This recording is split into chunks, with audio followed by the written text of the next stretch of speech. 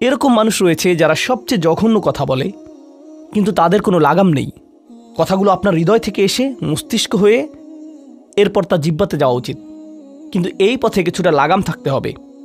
আমার হয়তো এটা বলা উচিত না, আমি কিছু একটা অনুভব করছি, হয়তো গালি বের হয়ে যাবে, সেটা গলায় পৌঁছে গিয়েছে, কিন্তু সেটা আমার মুখ দিয়ে বেরিয়ে আসা উচিত না, আমার সেটা গিলে ফেলা উচিত।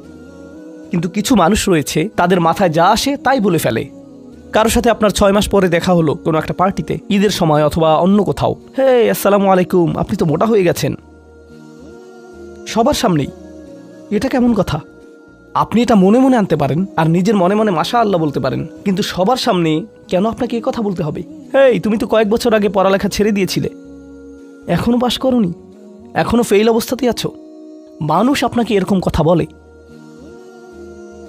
আর এটা আপনাকে রাগান্বিত করে। এই অবস্থায় কি করবেন? আল্লাহ বলেছেন এটা আপনার মনের বিনয় প্রকাশের অংশ। এভাবেই আল্লাহ আমাদের বিনয় যাচাই করবেন।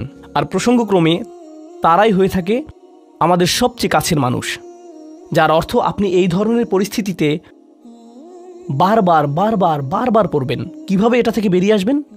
আল্লাহ বলছেন ওয়াইদা খাতাবাহুমুল জাহিলুনা ক্বালু সালামা। এটা দিয়ে কতিপয় জিনিস বোঝায়। আমি এখানে সেই কয়েকটি শিক্ষা নিয়ে আলোচনা করব।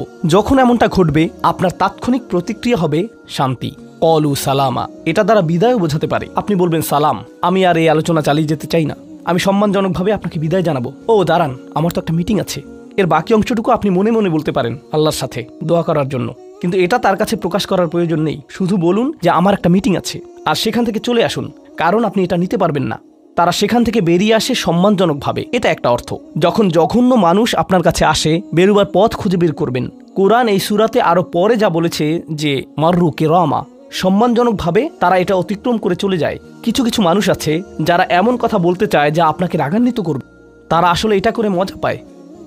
তারা কথা বলবে শুধু আপনাকে উত্তেজিত করার জন্য। আর তাদের কেউ কেউ জানে যে ঠিক কি বলতে হবে, কারণ তারা আপনার সাথে আগেও কথা বলেছে। আর তারা জানে যে কোন জিনিস আপনাকে রাগিয়ে তুলে, তাই তারা জানে যে কোন বাটনটি প্রেস করতে হবে আর কিভাবে আপনাকে বিরক্ত করতে হবে। আপনি বসে আছেন, আমি উত্তেজিত হব না, আমি উত্তেজিত হব না, আমি উত্তেজিত হব না, কিন্তু তার কথা শুনে আপনি বিশাল দানবে পরিণত হয়ে গেলেন, যার ফলে সব ধ্বংস হয়ে যাবে। আর সেই ক্ষেত্রে আপনাকে আগে এটা রোধ করতে হবে।